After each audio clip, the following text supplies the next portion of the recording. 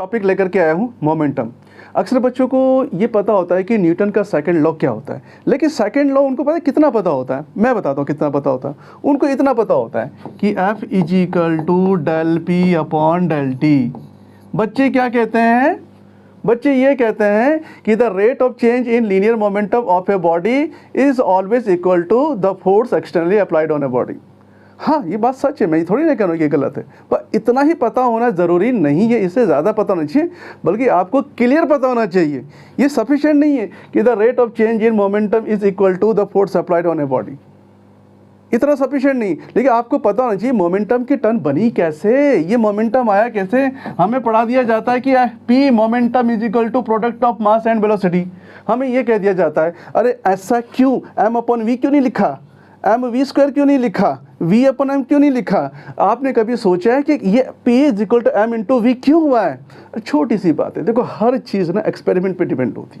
जब तक आप एक्सपेरिमेंट नहीं करेंगे, इस चीज़ को ऑब्जर्व नहीं करेंगे, आप रिजल्ट नहीं बना पाएंगे, आप एक्सप्रेशन नहीं बना पाएंगे, आप फॉर्मूले ड्राइव नहीं कर पाएंगे। ये जो फॉर्मूला है ये हवा में नहीं दिया है किसी ने, ये ध्यान में रखना है। इसमें रिलेशनशिप देखी गई है कि अगर किसी बॉडी के मास को अगर हम डिक्रीज करते चले जाएं तो अचानक उसकी स्पीड जो होता है कि राइज अप होना स्टार्ट हो जाती है।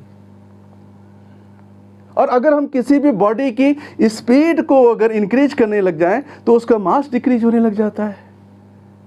तो जब ये एक्सपेरिमेंटली चीज़ ऑब्जर्व किया गया तो हमें एक चीज़ पता चली कि m is inversely proportional to its speed और v inversely proportional to its mass. देखो, ये चीज़ बनी, तो इसका मतलब ये बन जाता है कि मास स्पीड के इन्वर्सली प्रोपोर्शनल होता है एंड वाइस वर्सा। ओके, अब वाइस वर्सा है तो इट मीन्स कि अब हम यहाँ पर देखेंगे कि मास इन्वर्सली प्रोपोर्शनल टू v।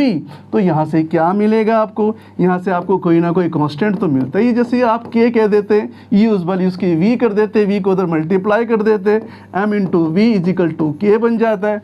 यानी कि वन थिंग कि एक नई फिजिकल क्वांटिटी जो कांस्टेंट के रूप में यहाँ पर हमें दिखाई दे रही है वो k है। इसी क्वांटिटी को हम मोमेंटम कहते हैं। और ये मास और वेलोसिटी का प्रोडक्ट है कि अगर मास चेंज हो रहा है, वेलोसिटी चेंज हो रही है, बट उसका दोनों का प्रोडक्ट चेंज नहीं हो रहा है, तो इसका मतलब क्या हो गया? ये एक नई फिजिकल क्वांटिटी है। Clear students? पता चल गया आपको ये क्या है? Thank you very much.